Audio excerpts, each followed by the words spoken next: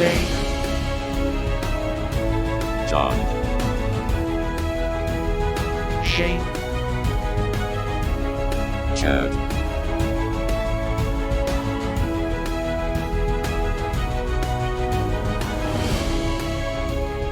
these sci-fi guys.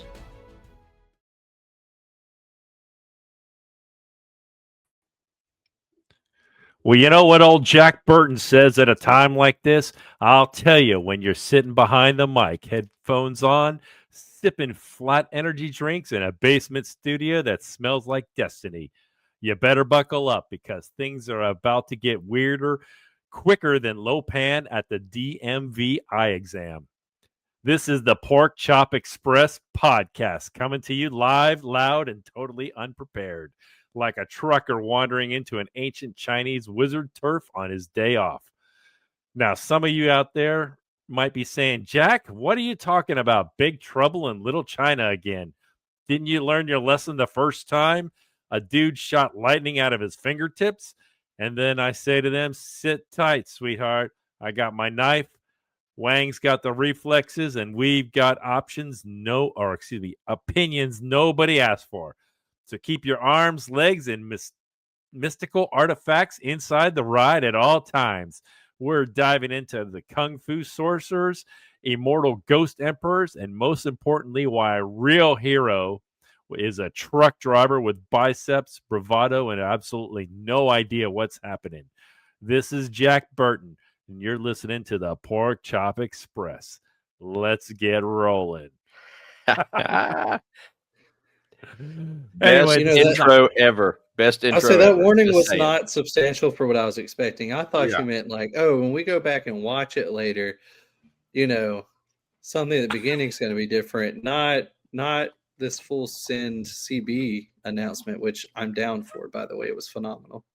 I think we need that every week in a different version. We need it every week. No, let's not. Let's not. Oh well, that's less fun, Dave. It's fun. It is fun. Let's keep the trucks rolling. Roll out. Exactly. Roll out. Roll out. Yeah. If you guys out there in YouTube land and audio land haven't figured out, we're doing Big Trouble in Little China today. I've hinted about it all year long. It's one of those fantasy movies that I don't know. I'm sure we'll discuss it when we do our ratings on this today. If I could ever find right where I wanted to go, right there. All right. So, gentlemen, Rotten Tomatoes. I was telling this to Shane offline. Rotten Tomatoes, actually, I was looking at it when I actually clicked on this particular one because I was like, really?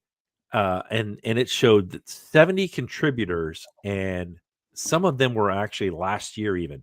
So it's not like the rating that they give it is when it was released. It's just where it is now in the realm of movies. So we may have to look at something different because I think we want to go with what it was released as. I'm assuming, right? I don't know. We'll talk offline. So, but hey, we still got one more to do. So Rotten Tomatoes, what did Rotten Tomatoes give Big Trouble in Little China? Let's start with Shane. Why do I have to go first? Because I started with John last week and I started with Chad the week before that. Okay, fine. If we have to be fair, that'd be fine. Know what? I'm gonna go right in the middle. I'm gonna say 50. Okay, 50. John. Well, I was going to say 46, and I think I'm just going to forego that now and say 22. 22. Okay. Chad. I go about 68. I'm telling you guys, Chad is looking this stuff up. I'm not looking. Because it was Whoa, 73. There you go. Okay, listen, there's no way here's this. 73. Here's this because I was going about 60, and Dave up there said 70 something. I'm like, What? I said You something? said- I did. Yeah, you said this got in popcorn meter got about 70. Is recently got done last year. Oh, no, I was saying 70 reviewers. Yeah. but I meant 66 reviewers.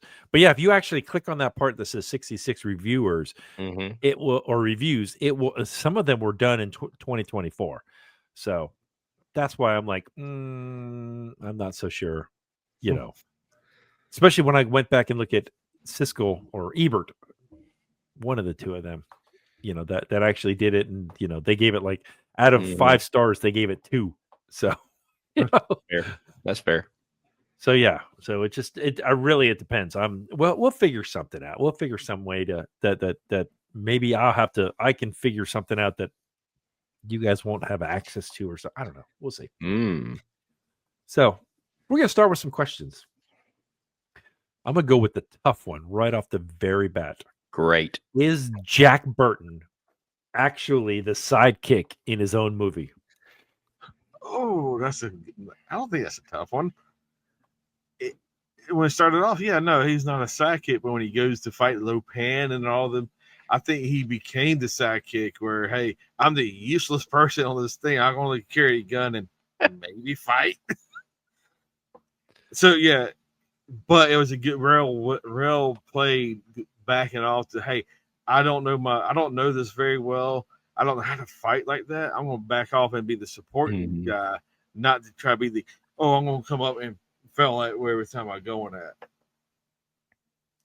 That's fair. That's fair.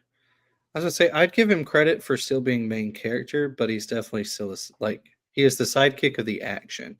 So it's kind of like, they chose to follow the sidekick around as opposed to the main people, and it just happened to be Jack. But for the film we are watching, outside looking in, he's still the main character. So to me, he's still very much that sidekick mojo, if you will. Like, man, the man just wanted his truck back. Okay, that's the only reason he's in this situation. My man just wanted his truck back, and outside of that, he didn't really have a whole lot to do with any of the lore. He didn't want to know about any of it. He just wanted his truck back, and he just got sucked into this story. And so, yeah, I say main character, yes. Sidekick, also yes. Yeah, yeah. He kind of reminds me. What was the name of the character in Ninja Turtles who wore the ski mask and everything? Who was that guy? Do y'all remember? Casey. He kind of has that same kind of vibe in some ways, to where the action's going on and he's kind of a part of it, but as John and Chad said, like he's kind of backing off a little bit. He's not quite in it, but he always has the one-liners and the zingers to throw in there. So it does kind of lean more towards the sidekick sort of thing when it gets to things like that. But definitely the main character for sure. But in situations like that, he does kind of back away. Well, I mean, he didn't even know how to take the safety off, Safety. And then half the time, like when he killed the one guy with his knife through his boot, and then it just the body just kind of just leaned on top of him, and then he was there for a good 4 or 5 minutes. He was there for the whole fight in that scene, right there. Yeah, I mean, until the end, really, I would say he was. I agree with you guys. You guys all said it probably better than I will. He was the main character in the movie, but when it came to the action and fight scenes, until the very last scene, when he uses his reflexes to kill Lopan, he was the sidekick. Well, don't give me that. He threw that knife just as good as he threw it the first time and then it hit. I'm like, oh, he tell me he's going to catch that knife and throw it right back. It's all in the reflexes. That's right. That's what he says all throughout the movie. It's all in the reflexes. Okay, are the 3 storms? That's the guy that obviously they copied Raiden off of. I told you all that during Mortal Kombat. I was like, this is the guy that they copied Raiden off of. The whole. Did you guys also notice how his hand, he was like doing this the whole time, so it didn't look like he was just like, and then they had to run the electricity through it. He just kind of did that, so it kind of gave it a little bit more. But so are the 3 storm powers only magic, or do you think they could be advanced technology? Now, listen, what would we be as a sci-fi movie podcast if we didn't at least try to make the argument that it's advanced technology? Okay. We got portals opening up, so we have a multiverse going on. That's very sci-fi and space and timey-wimey stuff. So we're good with that.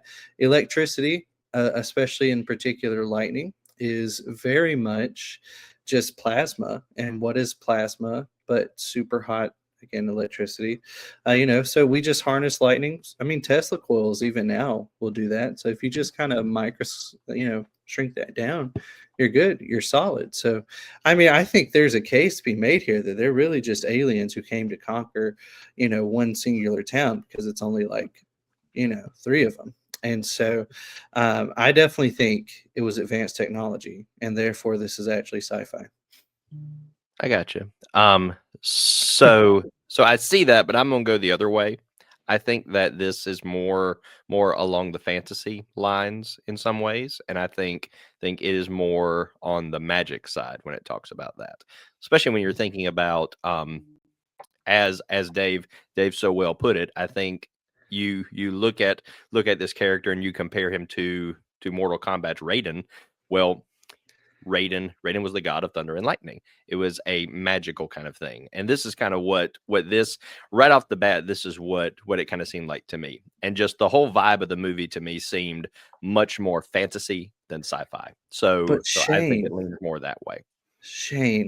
calling science magic is what got people burned at the stake in the 1600s, okay? I agree, but we're not in the 1600s. We're not there. You can have it both ways. Exactly. You can That's have it not what both ways. I don't know. I agree with Shane on this because he comes in with talking about Lopan, and you hear the guy's dead, and the friend that is in the. I don't know if y'all remember watching the Three Ninjas. He was the grandpa. Yes, yes, I love it. So the thing is, they're talking about, hey, this was come from the old country, come from China. This is a magical guy that was cheated death and wanted, and all the way to be mortal again is get a green-eyed lady to marry him. And the thing is, I think it's more fantasy slide into magic, and it's more in that realm of the section of their culture, because it was Big Trouble in Little China, so it was more focused on the Chinese culture and folklore. So I think it was more magical on fantasy side. Okay. Yes. Is that the easiest way to say it? Yes. Just yes. All the above. I mean, I think they portrayed it as, yes, it's like Chad said, it's from the old China, it's from the old underground, the old world, and it's all this mystical, magical stuff. But I'm sorry, the people just don't hold lightning and fly and open portals left and right without some kind of technology that does that. I mean, I just I can't dispute either one. I mean, any of you guys, because I think it's a combination of all of them, which really ties into my next question is what does this movie count as? Is it science fiction? Is it fantasy? Is it supernatural martial arts? And why does it refuse to just choose one? I would say, well, Chad, you go. All right. Well, I don't think if you would have chose just one, I don't think it would have made this movie what it is. It couldn't just choose. I want to be just a martial arts movie. It would have lost its lure of all what it was trying to get at. Just a focus on the science fantasy, you'll still lose it. It's a great combination, and it teeter on both sides, but I think it was blended in all. So it was the best blend in martial arts and fantasy than sci-fi. It was no on it. I mean, Huh? No, John, never you go. mind. No, I forgot the whole situation. This is called my ADHD kicking in. You had already spoken. I forgot, but see, the key is I forgot you hadn't actually gone. You had just spoken. You can go So though. now You can go. go though. No, I will we're allow. not doing that twice. We're not doing it Okay. twice. Go, Shane. Um, I think that the reason it refused to pick one was because one day, 40 years later, we would have a podcast to talk about it. Um, I think that like Chad said, I think there is some great elements of all three of these things. Me personally, I do lean more towards the fantasy, but I think also just the supernatural martial arts. I think it did a great job with that. Excuse me. Even when you're talking about the music, it blended a whole lot of different things into it and a whole lot of different motifs and feels, and it did have that martial arts kind of feel to it. And of course, in the fight scenes, there's a ton of that.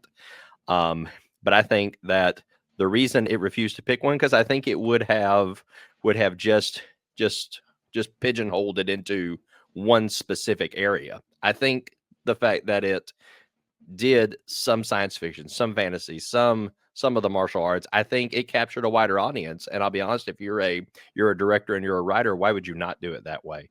Why would you not try to mix in different things so you can hit a bigger audience? And I think that's what they were doing. I think it's after watching this movie, you can definitely see why there is a cult following to this movie, because it is very much a wide spectrum of things, and I think they did a good job with it. Yeah, I think you're absolutely right on that. I also think I'm going to simplify that down to it was the 80s, and this movie encapsulates what I feel like is all of 80s movies. Just takes it all, throws it into one, calls it a day. And again, I think that does make it lovable, like you said, and definitely keeps it going. But it very much feels reminiscent of, I feel like, the era of 80s movies where they kind of just threw stuff at a wall and see, kind of saw what stuck. And so part of that was, let's just mix it all together and see if it sticks. And obviously we're still talking about it, so it worked. True. Yeah, I mean, I think also when they wrote this movie, they realized, they were like, let's not take ourselves too seriously. Let's just have fun with it. And so they were like, okay, well, if something happens to be sci-fi, great. If something happens to be, martial arts, great. There was a lot of lore for martial arts. I mean, especially, like when when Lopan was just was sitting there, and then they had two of the storms where, were doing whatever, and then the girls had to go up, and then they touched the sword, and then but they both went up the swords, and they touched the globe, and then they're like, oh, the burning whatever, it didn't kill either of them, so they're both worthy, blah blah blah. So I mean, there was a lot of fantasy on that along that line, but yeah, they didn't. I think Chad really knocked it on the head too, and same with you, Shane, with if you pigeonhole it into one genre, it would not be the same movie that we watched. It really wouldn't. Okay, I got a question off the fly. I'm just gonna throw it at you guys. Oh Lord, right? Here we go. All right. So you got of the three storms, I don't remember the guys. The one with the lightning, Raiden, or Thor. Who did it better? The actual lightning stuff. Raiden. Okay, Shane says Raiden. Chad, come on. Raiden. Raiden. John? Okay, can I confirm that we're talking about three separate entities from three separate film franchises? Yeah? Yeah, we're talking about Raiden. Raiden from Mortal Kombat. We're talking about this guy, the lightning guy from this movie, and we're talking about Thor from Marvel MCU. Well, okay, I just wanted to confirm that, because I was like, are we talking about just from this? No, okay, yeah, I say Thor then. Thor does have the advantage of modern CGI, but also Thor makes the most sense to me because he's a conduit, and a lot of these other guys don't feel like they have a conduit to kind of direct the lightning, if that makes sense. Whereas Thor at least has something where he's using something to direct it. and using a conductor, whereas these other guys are just like, lightning in my hands. No, you get shocked if you do that, even if you are magical. And so I like him having a conduit personally. And after watching Ragnarok, I'm sorry, Thor all day long. It just, especially that whole scene where he's coming down, and then it's everywhere. What are you the god of again? And then his eyes light up, and it's like, oops, you said it wrong. Okay. Last question. That one was a freebie. I just threw that in there for that. I just thought of it as we were talking. Okay, so what happens after the credits? All right, you see the monster climbing up the back of Jack's truck. What happens? They left it at that way. They've never made a sequel. They don't plan on it. There may be comic books out there. I don't know. I've not done any research to look to see if there is anything. But what do you guys think would be the next logical thing that would happen? All Jack Burton were like, shotgun out the window. That'll be the next guy's problem. No, I don't think I really don't think he did. If he would probably stop the truck and be a whole another movie how to kill that monster. All right, do you guys think imagine? I just like to imagine he decided to sell his truck. You got all these rich people. I feel like that he just helped. Or at least people who had other ways of getting money. I think, he sees monster. He finally just decides to dip. He just went on this whole adventure to get it back. Yes, he loves it, but he's like, man, I can't do this twice, and he just dips. That's what I want to picture happen. So along those same lines, I think that there's a big fight. His truck gets ripped to shreds, and then the whole next movie is him trying to get another truck that he loves just as much. I don't know. Wow. All right, I'm going to go comical. I think that he's just going to offer him a sandwich, and then he's going to say, hey, let's go for a ride. And then they just drive off in the sunset. And then we get the prequel to Finch, but it's with an alien instead of a robot. Exactly. Or remember, he's Pork Chop Express. He hauls pigs. He could be thrown into the trailer and he's unload them. Let the people unload. Oh, that's a big pig. Let's go. Yeah. I don't know.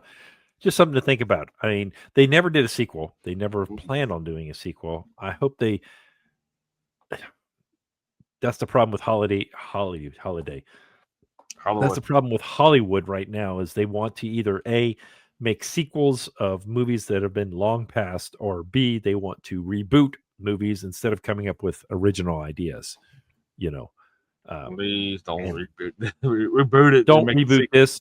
I don't think you could. You could not. I don't think you could get the interaction with characters, or even just the vibe. I mean, that you did in the 80s. The 80s, it was something special. It was the 80s. Exactly. It was something special. So it was the 80s. Yep. Yeah, it was. A lot of stuff. Okay, let's go ahead and rate this. Okay, at this point of the show, we are going to rate this movie on a scale of 0 to 5 lightsabers. And oh my goodness, I'm the one that picked this, so I have to rate this first. Yay. Usually I'm last. Well, guys, y'all are going to probably call me Shane. But I am giving this a 4. Ooh. I absolutely love this movie. All right. I will watch it anytime it is on. It is cheese.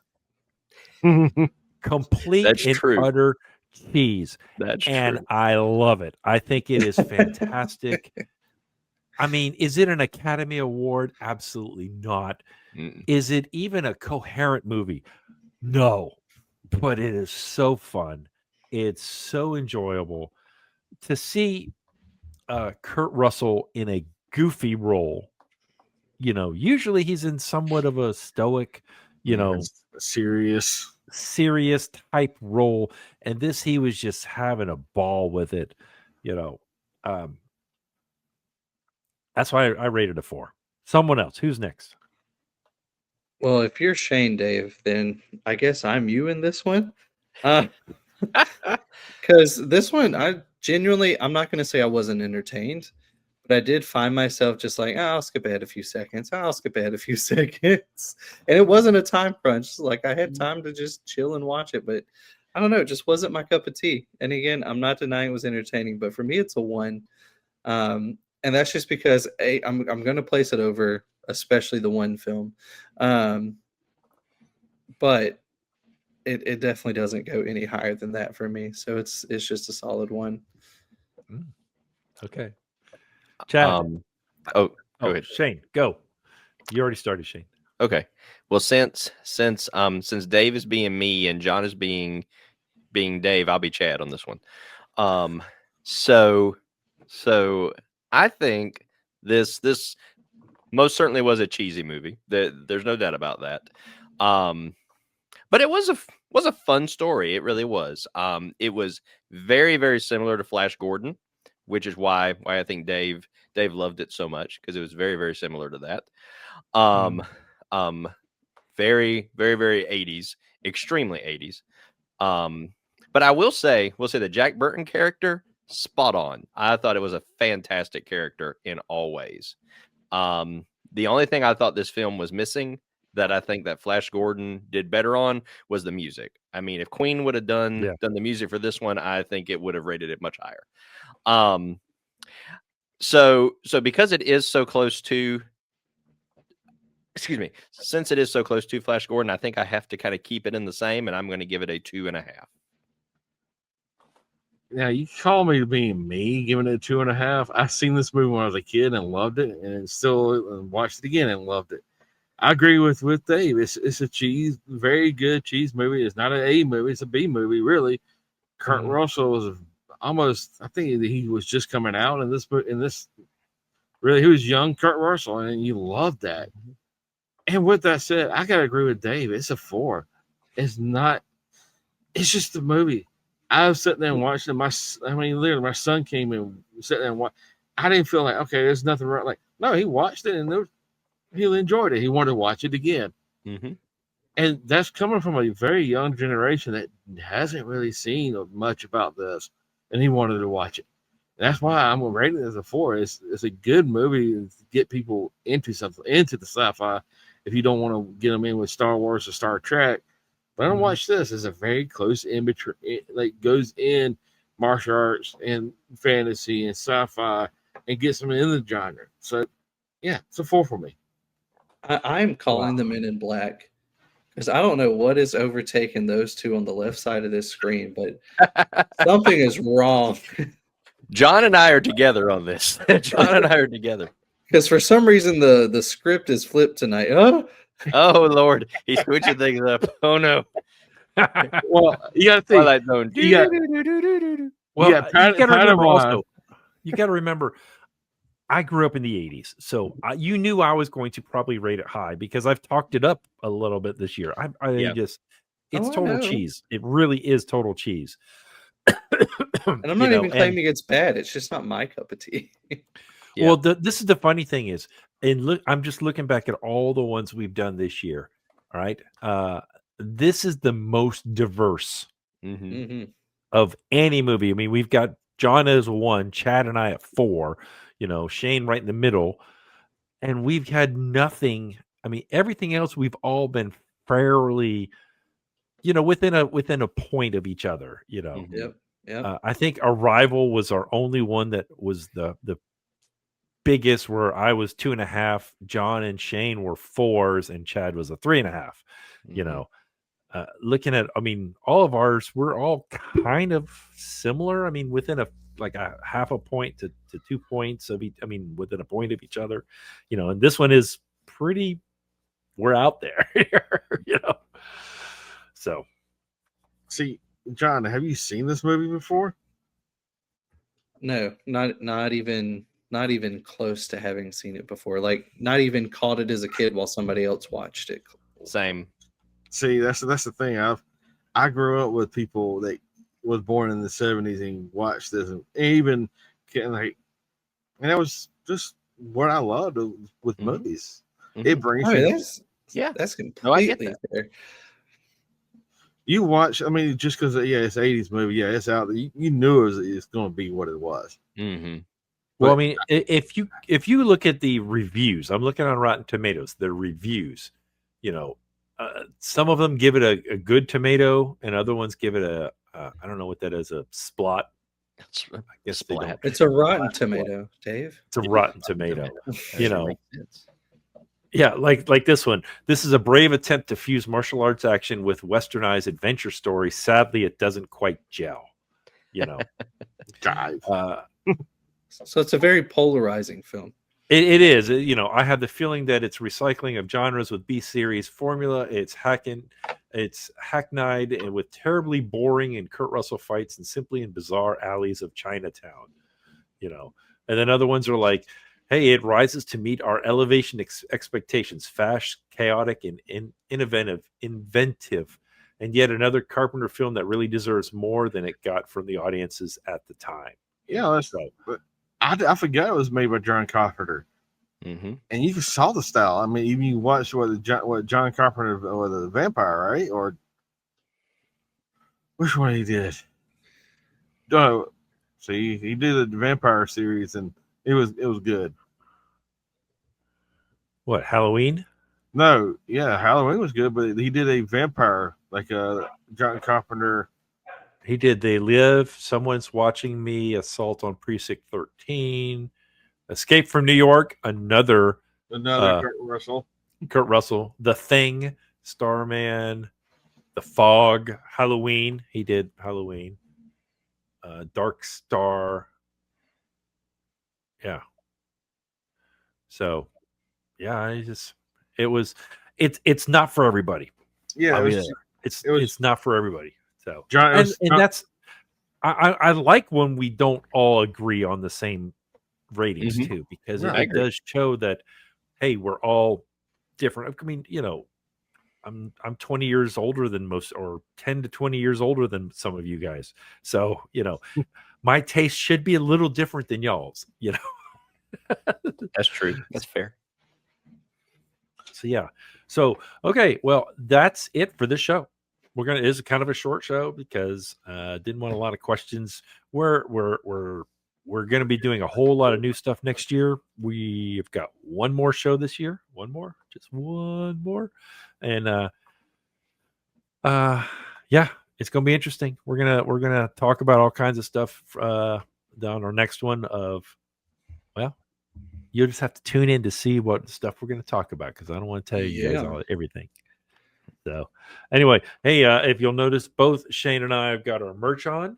Don't forget, there is a link in the description block if you guys want one. We got sweatshirts and we got t-shirts like this, in all different colors too. But like and subscribe first. Definitely like and subscribe. And comment. Yeah, if you guys want to do that, and hey, if there's a movie you guys want to see next year, seriously, you guys want us to review that we haven't reviewed in the last 3 years, please put it in the comments so we know what it is.